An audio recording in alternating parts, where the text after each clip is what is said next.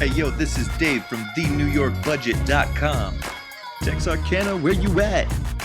Joe plays board games all the time. OG still works the daily grind. Roundtable views don't always align, but help financial peace of mind. Suzanne's HR skills for the win. Doug is in Mom's cookie tin. PK's attacking Jen again. All on Stacking Benjamins. Stack, stack, stack. Stacking Benjamins. Stack, stack, stack, stack. Stacking Benjamins. Kicking it all the way from the 212 to the 903 430.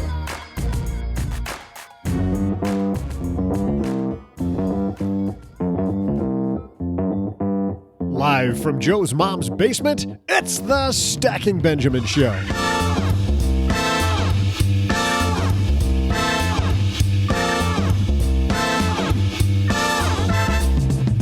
Hey everyone, from me to you, happy Friday. Let's celebrate the start of a weekend with a fantastic roundtable discussion, shall we? On today's show, from the $1 Million Plan podcast, USA Today contributor Pete the Planner. Also, from the Money Peach podcast and blog, Chris Peach. And from the Afford Anything podcast and award-winning blog, Paula Pant. But that's not all. On today's Friday FinTech segment, we'll introduce you to Ryan Coon and Rentalutions. Ever think about becoming a landlord? Ryan's here to help you get rid of all those random spreadsheets and manage properties like a pro. And here he is, a guy who's always ready for the weekend, Joe Saul-Sehy. Also, I'm ready for a break from the basement. Hey, everybody, I am Joe Saul-Sehy, Average Joe Money on Twitter. Welcome to June. Can you believe it's June already? That's just crazy. But we're going to pop open June with a fantastic show today, and I can't wait to get right to it. You know, the first thing I can't wait for, though, is to get you to Magnify Money. Because if you head to stackingbenjamins.com/Magnify Money, you know what you're going to find? You're going to find out just how easy it is to navigate. In fact, I'm going to do this right now. stackingbenjamins.com/Magnify Money. Why do we do that? We do that so that the sponsor knows that you came through our link. But there, right across the top, it says compare the best offers for. And when you hover, it says balance transfers, cashback rewards, 0% interest credit cards, low interest credit cards, checking accounts, savings accounts, CD rates, personal loans, student loan refinance, credit monitoring, identity theft, budget apps, auto loans, student loans. It's crazy. And like we do every week here, let's take a look at savings account rates. And I just click on Get Personalized Offers, scroll down, and we're still at 1.3, guys. Dollar Savings Direct and Bank Purely, just like we were last week. $1 minimum balance, it says, and they both get an A grade for their fine print score. I really like this idea of the fine print score. Hey, so whether you are looking to play the rewards game because you pay off your credit cards every month, you're looking to get out of debt, or you're looking for better financial products, the place to compare, ditch, switch, and save is Magnify Money, stackingbenjamins.com/Magnify Money. And we haven't mentioned this much lately. We've mentioned a bunch of books. And if you head to stackingbenjamins.com/Amazon, remember that Amazon gives us a little thank you when you use our link. We can't see who bought the stuff, but we get a little thank you for you using our link. So the next time you head to Amazon.com, use this link, stackingbenjamins.com/Amazon, and bada boom, bada bing, you'll get your same cool deals through Amazon, and you'll also help out the Stacking Benjamin Show. Let's help out your move into the weekend with a phenomenal roundtable. Love these guys. Pete the Planner, one of my favorite people. Chris Peach, how can you not like Chris Peaches? That guy is annoyingly happy so often. He just is Mr. Positive. If I could be as positive as Chris Peach, it'd be amazing. So the very funny Pete the Planner and Chris Peach joining Paula Pant. Let's get to it.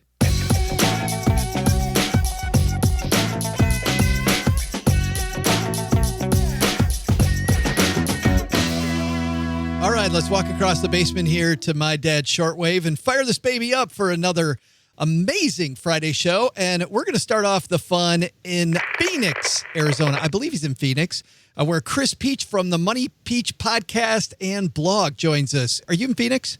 I am in Phoenix. I'm in the wonderful cold city of Phoenix, Arizona. Cold? What are you talking about cold? It's not cold here. It's already 104 degrees today. It's like, are you kidding me? Cold. I know. Right. Yeah. You know what's funny? I always want to pronounce it Fahonix. Did you ever see that commercial? I think it was a UPS commercial where the guy takes a package in and says, I want to send this to Fahonix. And the person goes, what are you talking about? He goes, Fahonix, Arizona. And the person goes, the UPS person goes, oh, you mean Phoenix? And the guy starts laughing. Oh, that's very funny. No, seriously, just send it to Fahonix. And so whenever anybody says Phoenix, I think Fahonix. Is that bad? No, I mean, it's pretty common. I mean, it's spelled Fahonix. Is it common? I'm not the only one. So tell everybody about the Money Peach podcast and about the Money Peach blog, because you've got a great thing going there. Yeah, so for the last couple of years now, we've had the Money Peach blog and personal finance website with a little bit different spin on it, because I always tell people I'm not from the financial world. I'm actually a firefighter who started this blog. And so it's a kind of a different flavor, I would say, of personal finance, because I'm not from the financial world. And then we started the podcast, Joe, about almost a year ago now, and started off mostly money talk, and we kind of transferred into this entrepreneurship world, and it's been fun. So every week now we have a different entrepreneur from all over the world telling their story, and it's been interesting to say the least. It's been a lot of fun, though. I've learned a lot myself. That's what I like. I mean, part of the fun of being a podcaster is just hearing everybody's story, like your story, which is so fun to listen to. Well, I'm glad you could make it tonight. You know, another guy I'm glad can make it tonight. And another guy, too, not only do we say we need Chris Peach on more, we definitely need Peter Dunn on more, a.k.a. Pete the Planner from the $1 Million Plan Podcast, USA Today contributor. What's going on, Pete? Well, I'm the last person you would want to see in a firefighter's shirtless calendar. I can tell you that. I am from the finance world, and I'm sorry to give everyone that visual. I'm here in lovely Indianapolis, which locals call it Naptown, but now the city is saying for tourism reasons we shouldn't say Naptown because people think it's sleepy. But like all the cool, we just want to feel cool, so we say Naptown because it feels hip. Turns out, Joe, we're not supposed to do that. I'll remember. Don't call it Naptown. But I love Indianapolis, man. Indy's a fun town. It is. I mean, month of May means Indy 500 around here, so traffic stinks, and a lot of B and C list celebrities around town. So it's a good time. Well, my favorite A-list celebrity is Pete the Planner. Tell us what's going on at the $1 Million Plan Podcast.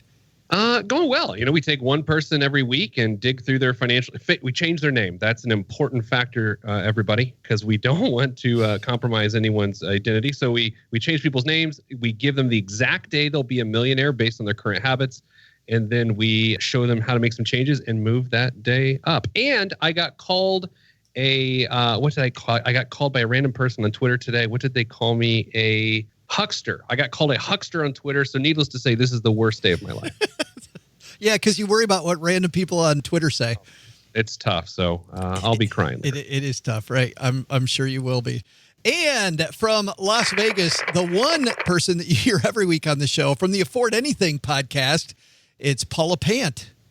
I was going to say, I love taking naps. So if some place is called Naptown, I'd see that as a positive. Totally. Yeah, Paula's like, I'm in. Really? How do I get more of that? Right.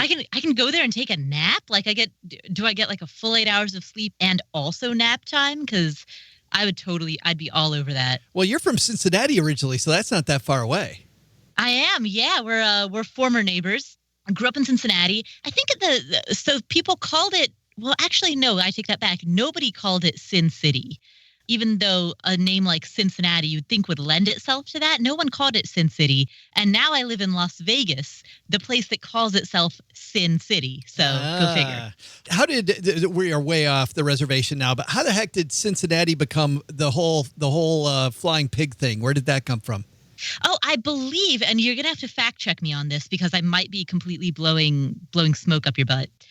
I believe that the former name of the city was something to the effect of Porkopolis, and it was basically Cincinnati was it settled originally by German immigrants who many of them earned a living from pig farming, pork farming. Gotcha. And so it had a really strong pork industrial heritage. And so that's where the flying pig thing came from. Well, that's we don't need to fact check you, Paula. I mean, if people have listened to the show, there's no facts to share anyway, so we're good.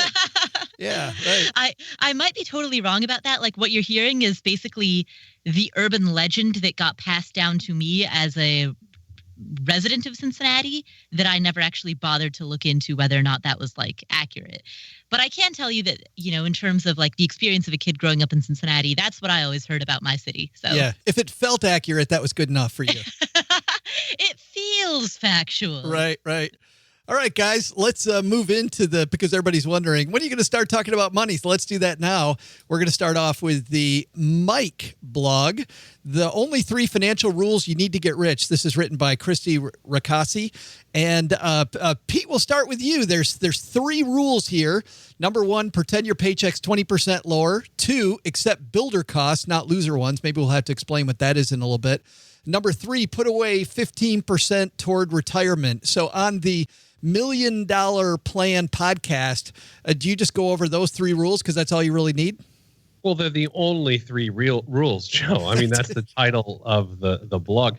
You know what's rough about stuff like this, and I would guess we're all guilty of it on this podcast today, is when you're writing a post, you're trying to come up with like this reasonable, easy way to say something, but then it comes off as absolute by saying something like the only 3 rules to become a millionaire. It's all right. I mean, the reality is, though, if you're at or below living wage, this thing falls completely apart. And if you live in an expensive city like Manhattan or San Diego or Boston, then this falls completely apart. But if you're in the Midwest or the South, you're good to go.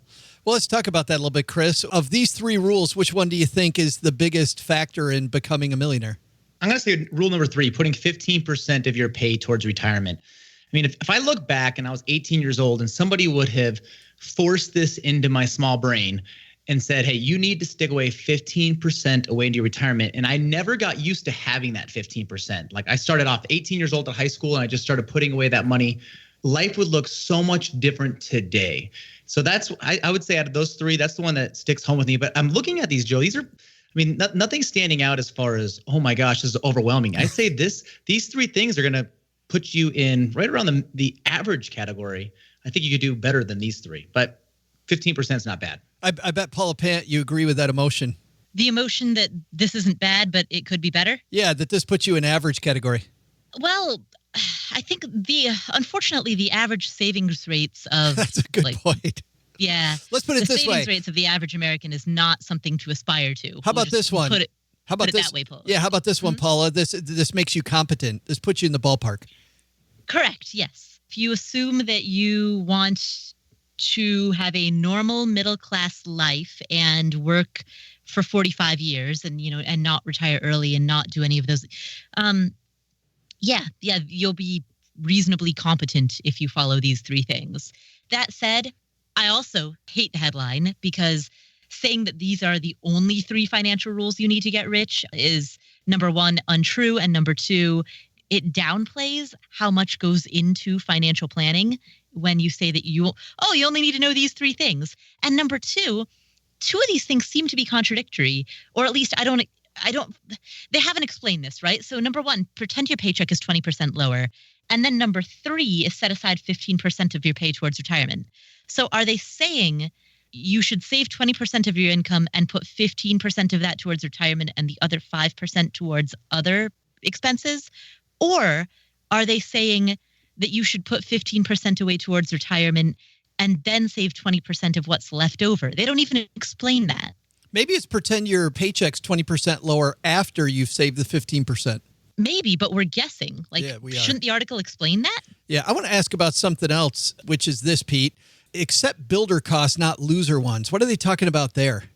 I don't know. I think it basically says, it's sort of in Paula's territory, like have rental properties, have passive income. I think that's what they want you to invest in as opposed to being in cars and stuff.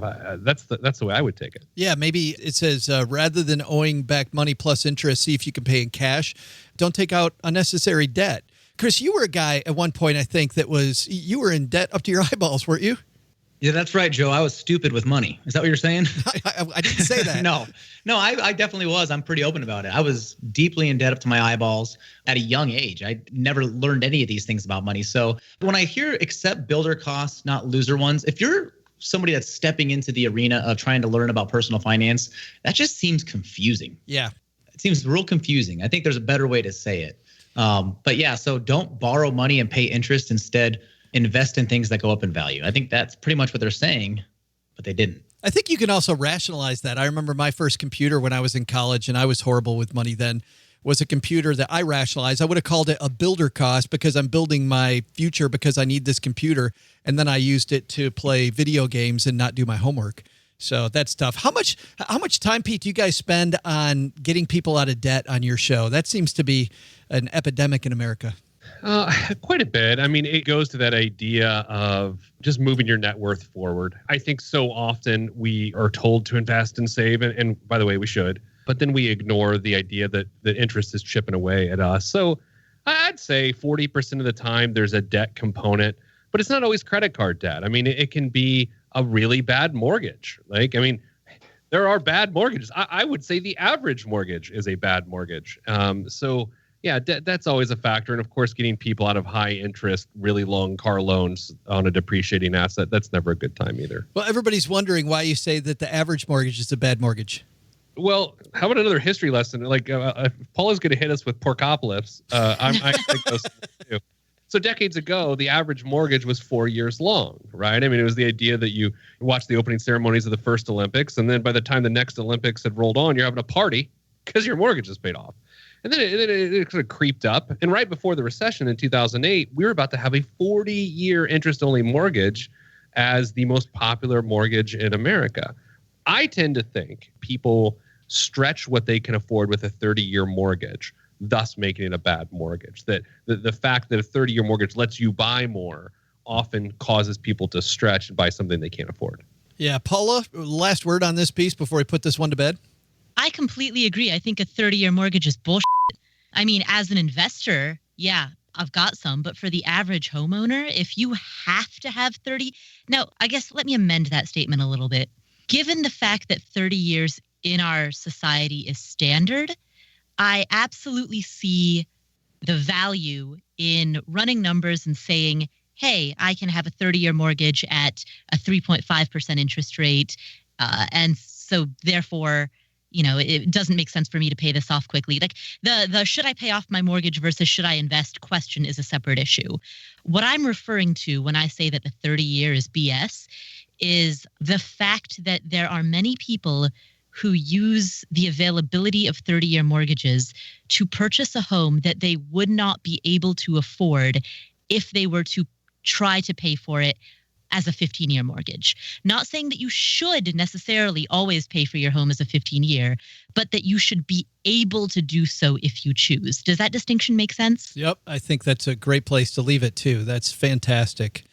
Piece number 2 we're going to talk about today comes to us from Fox Business, and this is written by Selena Morangian from The Motley Fool. 7 facts you didn't know about the S&P 500. Chris Peach, let's start with you. Any of these facts about the S&P 500 biggest companies in America, any of these surprise you? Yeah, actually, one did surprise me. When they're in the very beginning, they're talking about dividends. So they mentioned here how the S&P 500 dividends, which is about 2%, actually pays out more than some of these other companies that you would never have thought that, like Apple or Starbucks or Walt Disney. And when I saw that, I thought that's definitely interesting. I'm actually glad you sent me that article because that stood out to me. And that was pretty much it. I mean, it's pretty cut and dry. Yeah, Pete, any of these? You've been in the business for quite a while. Any of these points about the S&P 500 surprise you? Nothing really surprised me, but I would say for even a pretty solid investor, some of these things would be surprising. The fact that the S&P 500 is market weighted as opposed to price weighted. I think that's an important distinction. And then there's the one that a lot of people wrap their arms around and that the financial industry loves to argue with, and then that's that the S&P 500 outperforms most mutual funds. I mean, sit back and have a drink and watch 2 financial people argue about that, and you've got yourself a nice little Tuesday. Right.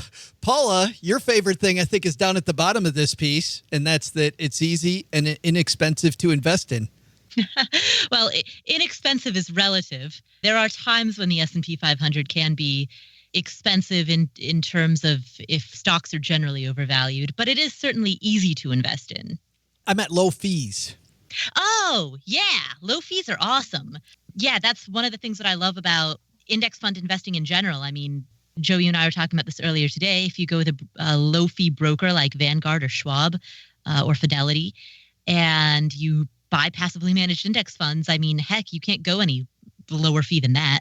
As your portfolio grows, because I know that you're primarily an index investor, do you see yourself getting away from the S&P 500 a little bit? In other words, maybe putting some in S&P value instead and distinguishing that you want value stocks or S&P growth, or moving down more to the S&P mid cap, or, splitting it up to become a little bit more technical as your portfolio gets bigger?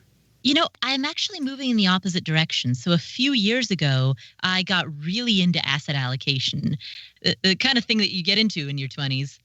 Got super into asset allocation and became kind of geeked out for a while on like small cap value stocks and emerging markets and frontier markets and this and that and the other.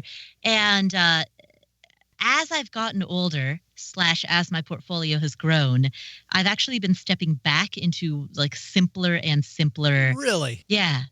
Wow. Yeah, exactly. I'm kind of with you. I'm the same way. Are you really? Like, I didn't see. I was gonna come to you next, Pete, because I thought that you and I'd be on the same train on this, which is the bigger your portfolio is, the more proper asset allocation matters, and being on the efficient frontier matters. Yeah, I mean, to some degree. I mean, it's definitely diversified, but it is a lot. I focus more on the money I'm putting in than the money that's in. And I find if we only have so much focus, that the average person, and I'm not suggesting I am or not the average person, but the average person needs to focus on how you're funding it, not necessarily what the funds are doing. Now, that is the debate within investment advice versus personal finance. All four people on this call here today, we really focus on making sure people are putting gas in the car. And I think the investment managers of America are saying, where's the car driving? So I try to practice what I preach and put more focus on the money going in. Paula, are you and Pete brother and sister separated at birth? Maybe. I mean, Cincinnati, Indianapolis. Could be. Could be. Could have happened. When you're investing money, Chris, how do you go? Do you go into the S&P 500 also? You keep it simple? Joe, I've been doing about a 50-50 split. So we do about half of what this article is talking about into index funds and ETFs, and just keep it very, very simple. And then I have about 50% of our equity in with an advisor who is very, very, very active. And it's funny, over the last probably 5 years, it's gone back and forth. It hasn't really been one or the other that's really been leading the way. And that's what I'm kind of looking for, is which one am I going to start sticking with? And it's been kind of a, back and forth strategy. So that's what we've been doing now. And I like it that way. Does the advisor know you're judging McJudgerson, like judging everything that they do against your passive ETF portfolio? Oh yeah, absolutely. So you can imagine I hear from him when he knows he's doing well, and then it's like crickets when it's the other way around. So, and I use that, of course. I mean, it's competition a little bit with your own money. It's pretty fun. I should mention, I am actually 400% of my money is in Bitcoin, and it would be really unfair if I didn't disclose that. Congratulations. You become independently wealthy in the past, 14 days. And I'm still doing this podcast. Right. Oh, my God. That's great. That's because you love it here. Well, I was going to ask you, I don't know which companies you came up with, Pete, but where I started, it was funny, the stuff that Chris talks about, calling your advisor when things are going well and hiding when they're not. I didn't necessarily do that, but I was told by my training manager at the big firm that I was with that you always have to massage what you're comparing your performance against. So when the portfolio was down or the market was down or I was getting my butt kicked, I would find a different index to compare things to. Did you get that same sales advice? Yeah, to some degree. I just remember, and what the heck? I mean, I remember seeing in like a Money magazine, like the classic Dreyfus ad from like the late 90s, early 2000s, or giant lion on it.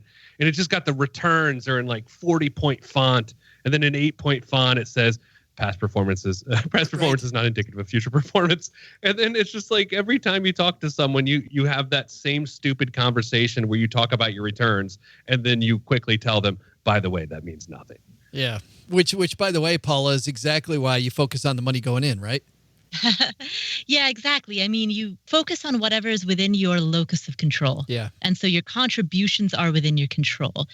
To some extent, deciding where those contributions will go, that is also within your control, although that arguably has a smaller impact than the contributions themselves, the size of the contributions themselves that you make. And then the actual returns that you get after you've made the contribution and made the decision about where it goes, that's outside of your control. I love conversations like this because I had no idea we were going to talk about this long. I did have a question that I had posed to all of you ahead of time in my email when I sent these out, which is, what are some other cool facts that you know, maybe not about the S&P, but just about investments or financial planning in general that are pretty neat that you think a lot of people might not know? Chris, let's start with you. Any cool facts to share that maybe a lot of our listeners might not know? Yeah, this is something that I remember I learned a couple of years ago was the Dow Jones Industrial Average had all industrialized companies in it. And I think the last one that came out was Alcoa Aluminum. And so it's where it came to where it is now. If you look, it looks totally different than it did pre-1970. So I thought that was, that's something that a lot of people don't know. Yeah, that's cool. Pete, how about you? Here's what I know, that a sixth grader in about 1989 could buy one share of Philip Morris stock because he knew a guy, and it could split a couple times, and it could hook him on investing. So that's what I know, that a sixth grader in America could buy tobacco stocks and turn it into a career. And I guess that's why I'm on the podcast. That was you? It was me, yeah. I was buying tobacco stocks in the late 80s through a friend when I was like 12 years old, 11 years old.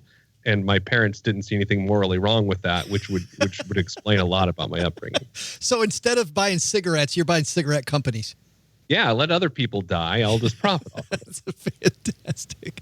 Oh, Paula, tell us something we don't know. According to the internet, 90% of all U.S. bills have at least some trace of cocaine on them. Really? Yes. Wow. Yes. So apparently somewhere between 90 to 94% of all bills in circulation carry traces of cocaine, partially because drug traffickers deal in cash, and so they deal with large amounts of cash that they're moving with their hands, and partially because people roll up bills in order to snort coke. So the lesson is either number one, wash all your money the second you get it. Or number two, if you like that, just go sniff your money. I'm going to get a bunch of listeners who are all huffing money. Right. Our next iTunes review is, I got so high listening to Stacking Benjamins. It was amazing. Right. Oh, I love talking to these guys. Got to say a big thank you to everybody who's used our Amazon link. Remember, if you use stackingbenjamins.com/Amazon, you end up at the same great Amazon.com, but you help out the show. stackingbenjamins.com/Amazon helps us a ton. You know what I'm going to do? Next week, I'm going to get back into the habit of talking about some of the things you crazy people buy, because you buy some crazy stuff using our link, and I think we should call that out. But for now, we're going to move into our Friday FinTech segment.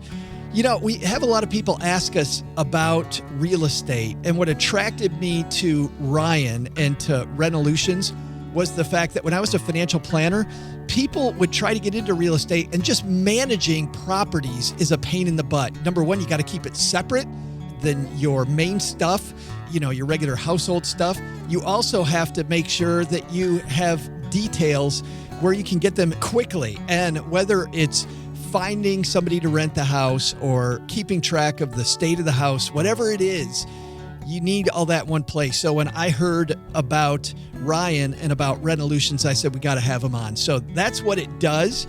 And I think even if you are not yet in real estate, this might help you get started. So let's say hello to Ryan Coon and hear about Rentalutions.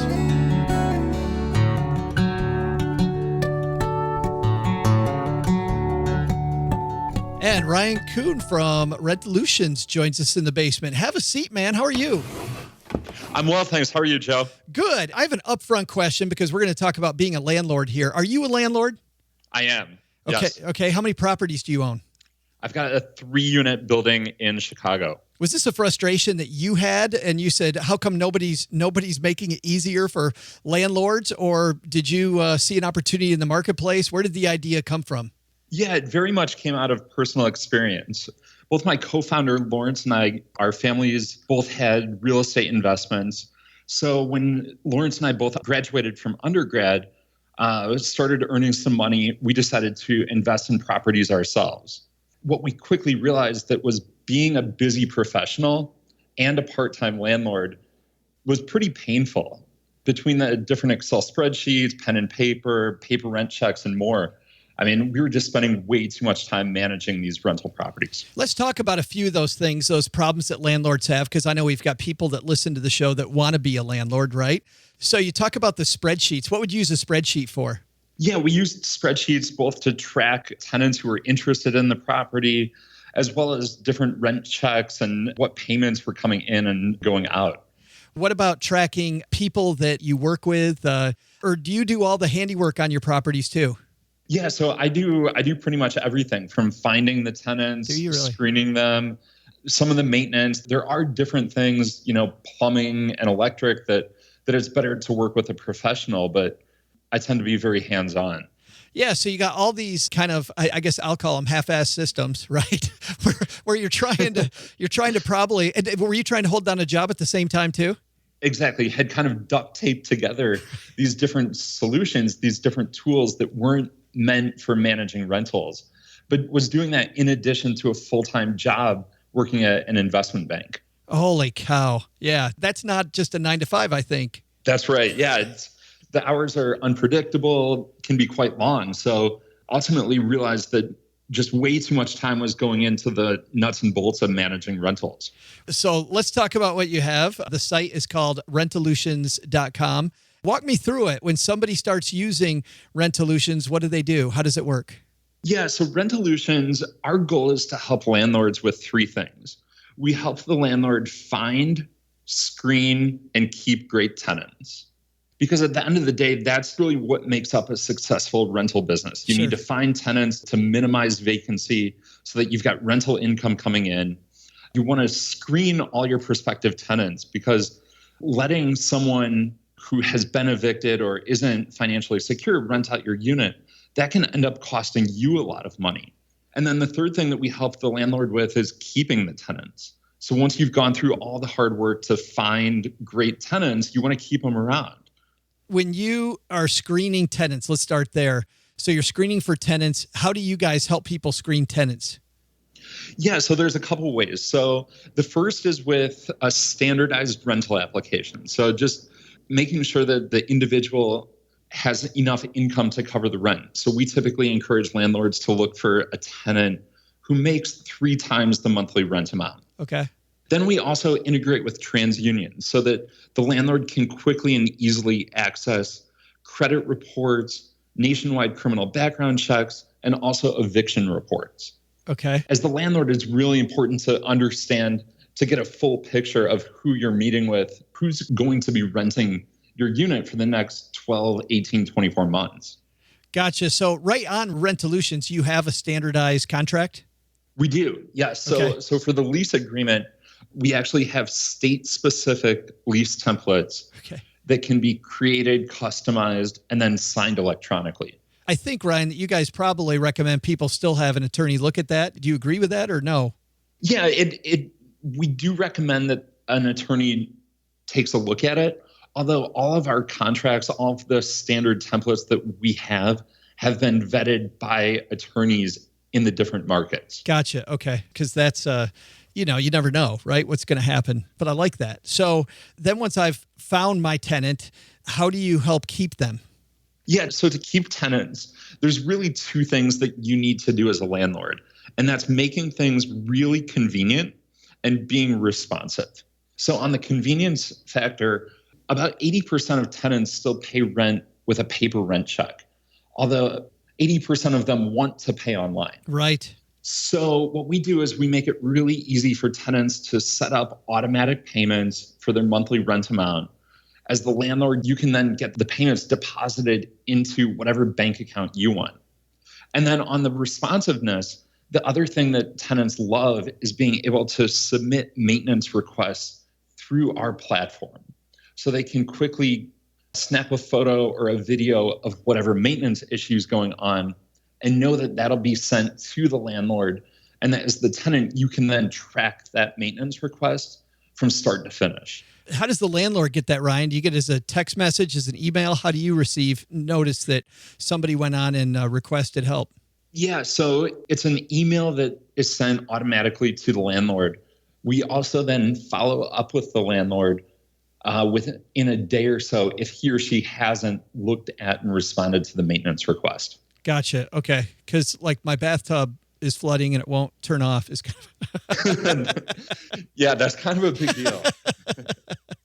Yeah. So how do you guys, well, I guess I should ask the elephant in the room. How much does it cost if somebody's a landlord and they want to use your solution? How much money does it cost for somebody to sign up?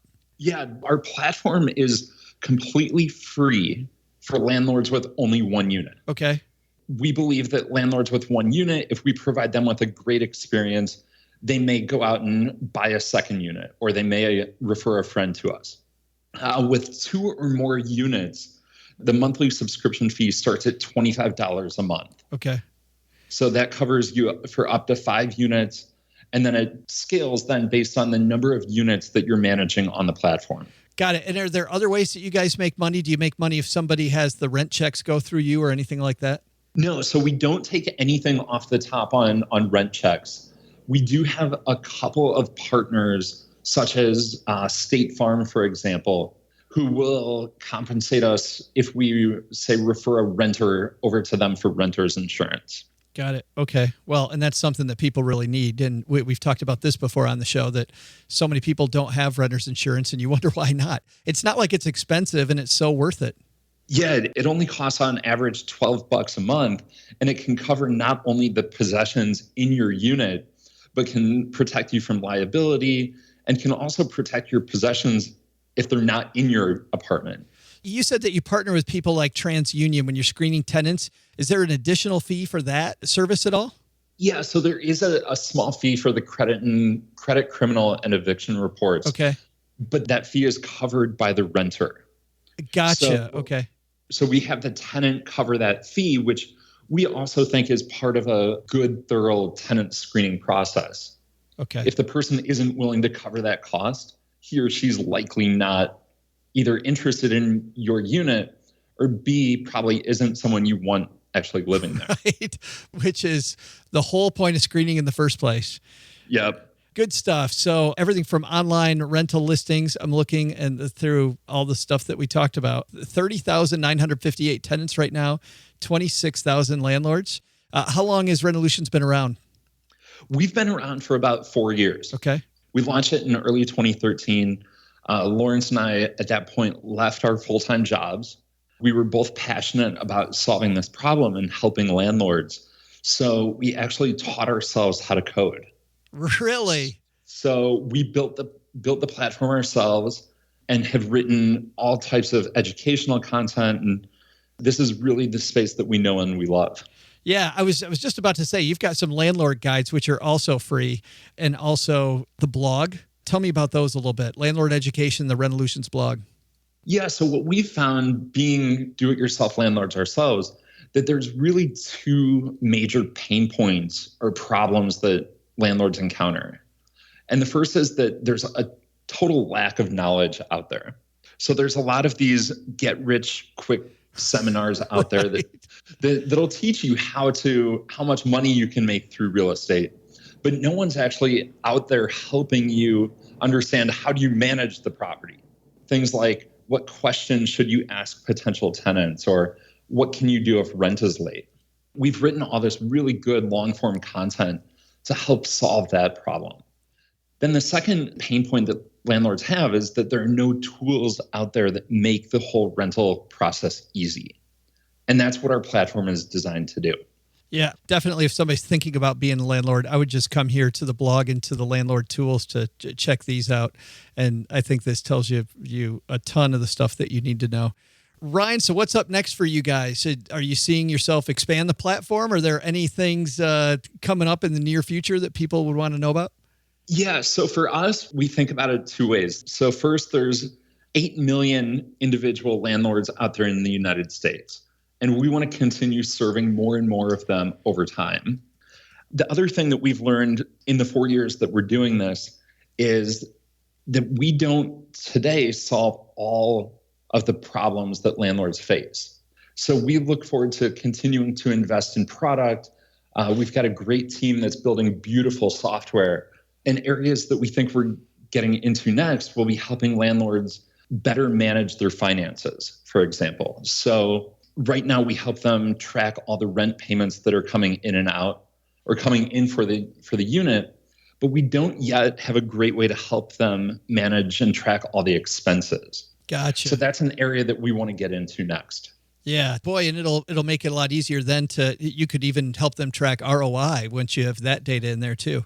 Exactly. So as former finance nerds ourselves, Lawrence and I are really excited about getting into that and helping people really analyze the profitability of each unit or each property.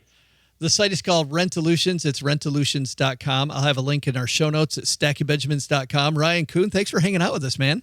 Thanks a bunch, Joe. A big thanks again to Ryan for coming down to the basement. If you head to our show notes at Stacking Benjamins, we'll have a link for you to Rentalutions. Isn't that, it just, stay organized. And it doesn't have to be that you're an organized or unorganized person. You can be the most unorganized person in the world, and if you use the right tools, man, does it help. I found that for me. People, I'll tell you what, the whole team will tell you, I am not the world's most organized person, so I rely heavily on good tools.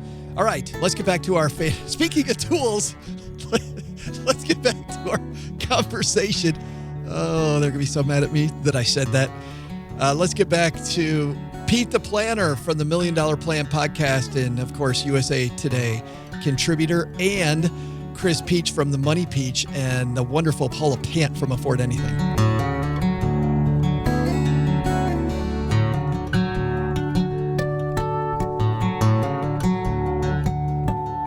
All right, let's move on to our final piece, which comes to us from, I got to say, lately my favorite place to hang out just because it's such a dorky blog, the Moneyish blog. This is the number one financial regret people have at every age. And Paula, will stick with you. The number one financial regret that people have at any age sounds like it's that they didn't have an emergency fund. Oh, well, according to this article, the number one financial regret of millennials is not having an emergency fund, whereas the regret of people who are older than millennials, Generation X, baby boomers, the silent generation, are that they didn't start saving for retirement earlier. Which makes me wonder, is it a function of generation or is it a function of age? 20 years from now, will the number one regret of millennials also be not saving for retirement earlier? Yeah. Where do you think we come down on that, Chris? Well, first of all, why do millennials get such a bad name? I mean, the first thing you see in this article says millennials seriously need to stop doing this stupid thing with their money. And I just look at this going, I'm kind of on the cusp of being a millennial. I think I'm like right at that age. And it kind of pisses me off because I feel like we are just getting attacked here. So I'm speaking on behalf of the millennials, if you're listening out there. So what was your question again, Joe? Because I'm just frustrated. You're like, hey, back off. Yeah. Yeah, right. No, do you, what did I ask? I don't even remember what I asked. What did I ask? Paula, what did I ask? Oh, that the fact that millennials' biggest regret is not having enough saved for emergencies. Yes. Whereas every older generation, their regret is not having saved for retirement at an earlier age. Is that a function of the generation or is it a function of age? Yes. That's Paula's question. Great question, Joe. That's a great question, Joe. So I think that what it is, if I go back to when I was in school, when I was in college, tuition was affordable. And so nowadays, graduates are graduating, the millennials are graduating with these incredibly high student loans. And so they're right up against the wall right when they start. And so it's hard for them to save for an emergency fund. It's hard for them to do anything with money because they come out of school, they're promised, as soon as you graduate, you're going to have this great job lining up, making a lot of money. They graduate, they don't have that. They have all these people out there telling them, you're a stupid millennial, you don't get it.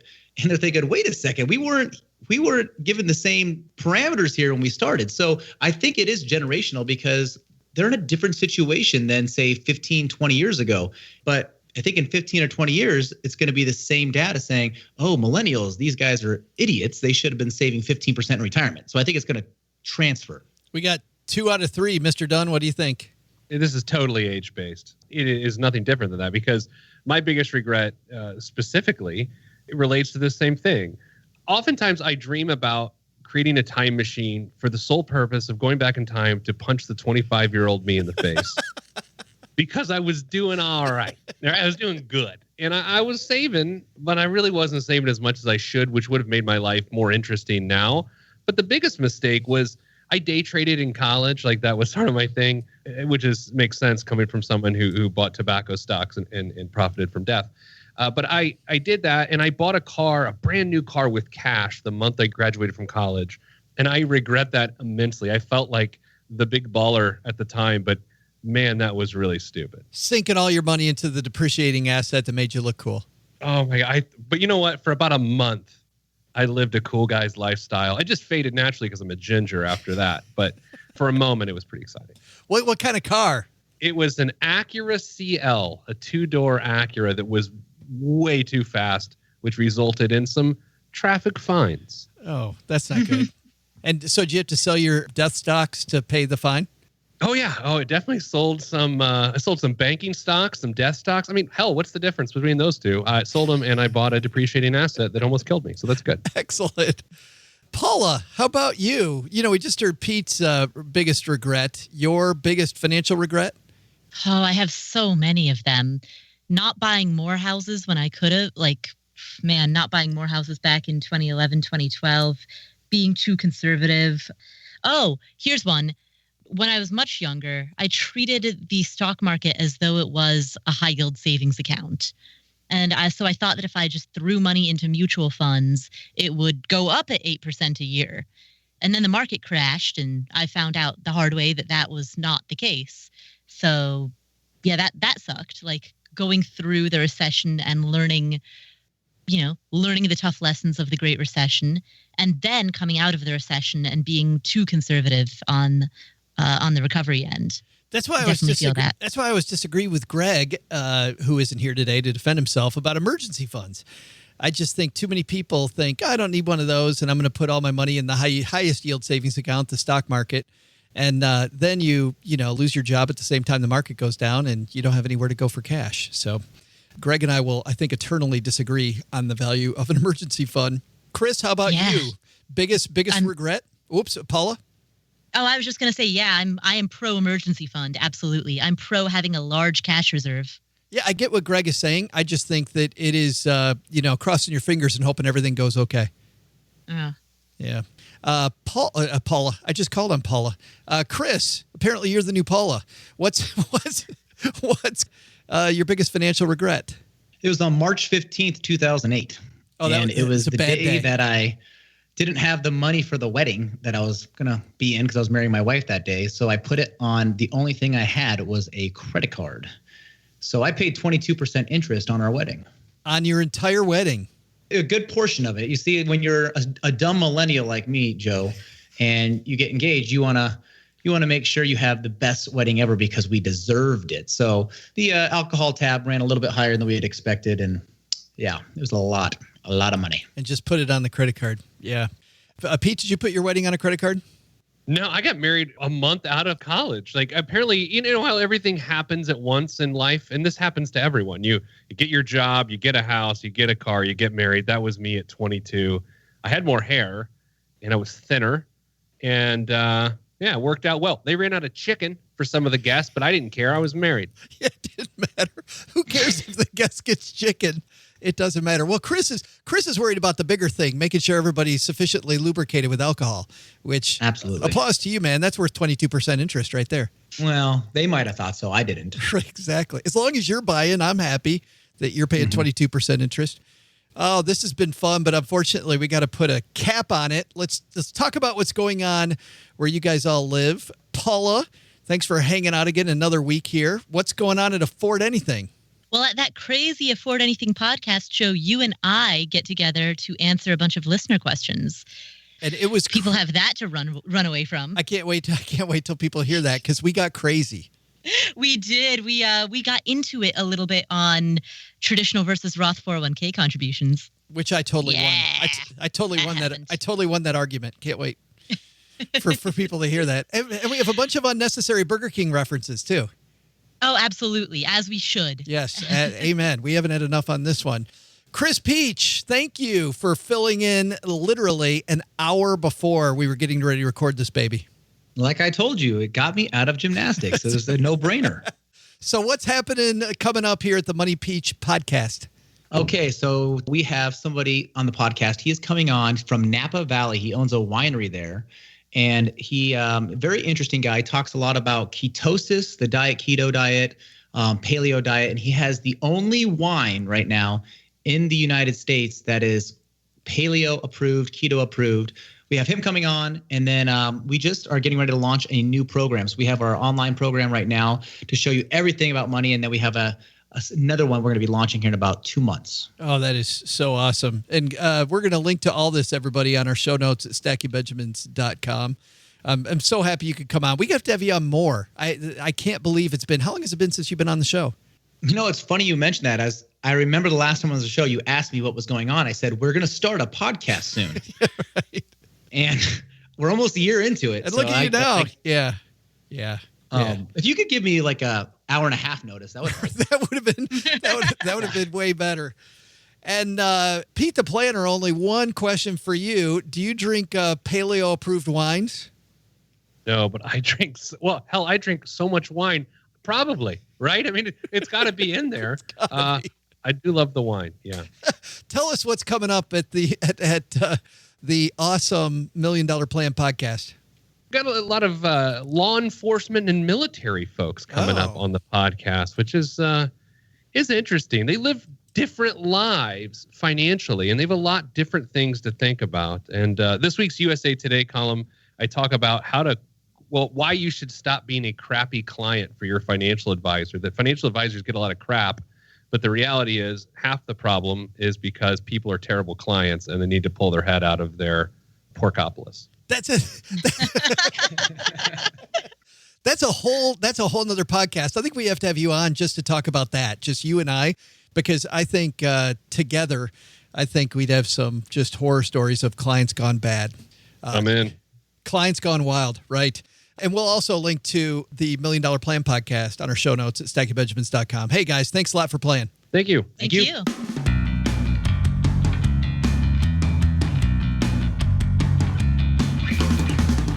That's going to do it, everybody. But we've got more here at the end of the show. We're going to tell you a little bit about next week. Also going to tell you about the game we're playing.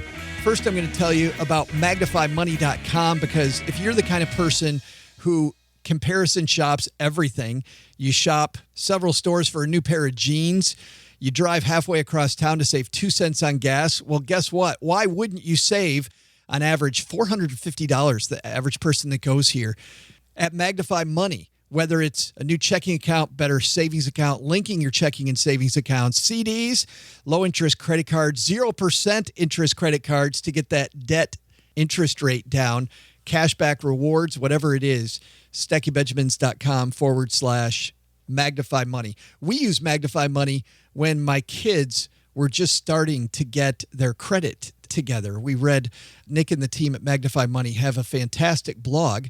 They had a whole guide for people getting their first card. So both of my kids use that. Also, some good stuff at Magnify Money. Next Friday, we're going to have a roundtable about cars. There's a great piece up on the Magnify Money blog written by Mark Lagervist.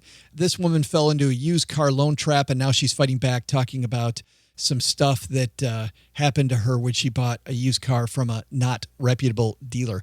We're going to talk about that next Friday, and we'll get to that here in a second. Well, you know what? Let's do that as soon as we talk about the game, because every Friday, OG isn't here. Obviously, you didn't hear him today.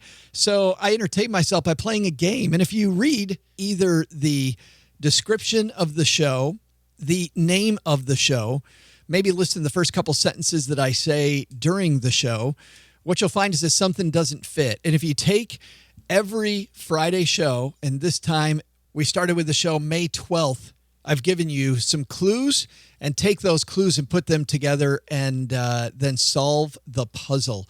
I was drinking some wine last night with my good friend Mike, who listens to the show, and I told him the puzzle. And after I gave him a few clues, he got it. Not the hardest puzzle on earth. We had quite a few people guess last week the puzzle, and I'll tell them right now, nobody got it. But I think somebody might get it this week, because you're all on the right track. Everybody that sent me a clue is on the right track. So not difficult. All right. The other thing is not difficult is for me to tell you about what's happening next week. Just another horrible segue. Coming up on Monday, remember that big mailbag of letters that we have. We're going to go through a bunch of those on Monday. We're answering your letters. Of course, we'll still throw out the Haven Lifeline. We also have Karen Shannone from BlackRock joining us during the headlines. A lot of people don't understand fixed income at all, and we ask her for some fixed income basics. Fixed income means bonds for the most part, so we're going to talk to Karen. Glad that she is able to call us on Monday. On Wednesday, interesting study that was done recently called the Financial Diaries. These researchers followed people around for a month and had them write down all of their expenses, and this shows some of the disturbing trends in finance, and we talk about what we can do about it. Incomes are up and down. Expenses sometimes get out of whack, and some of the old advice that financial planners have given people doesn't seem to work. And so we talked to the authors of that study and of this book, Rachel Schneider and Jonathan Mordock, and we'll talk to them on the shortwave on Wednesday. That's not all, though. Of course, we're going to have some fun. And next Thursday, remember, you can also now join us, hashtag SB Live. We have a video chat, and hopefully we'll have OG on this one. We're taking your questions. Yesterday, we had Nick Clements from Magnify Money on and had just a fantastic time.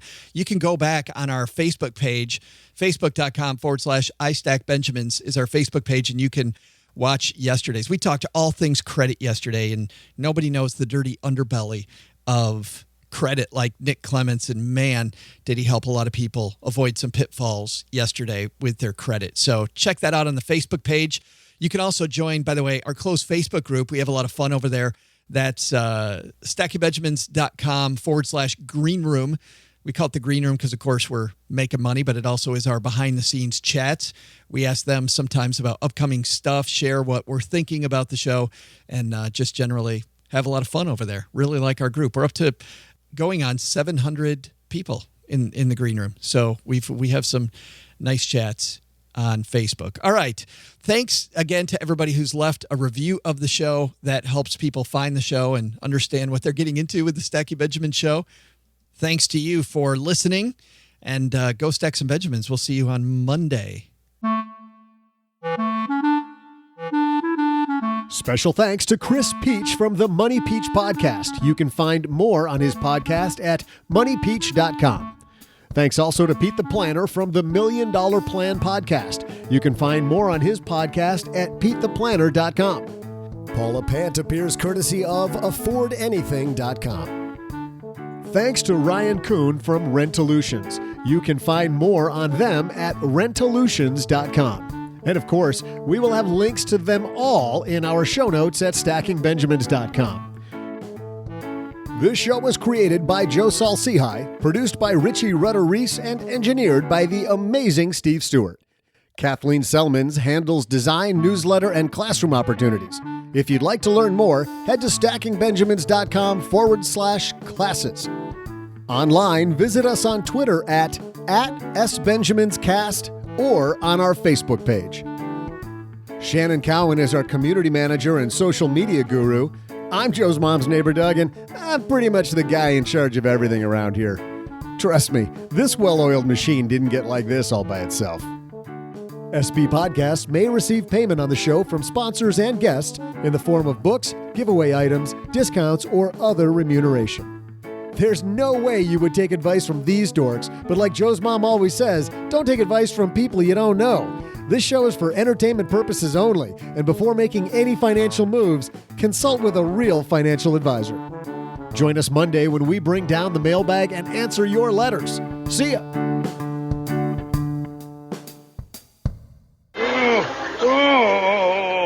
What's wrong with you? It's either this show or indigestion. I hope it's indigestion. Why? It'll get better in a little while.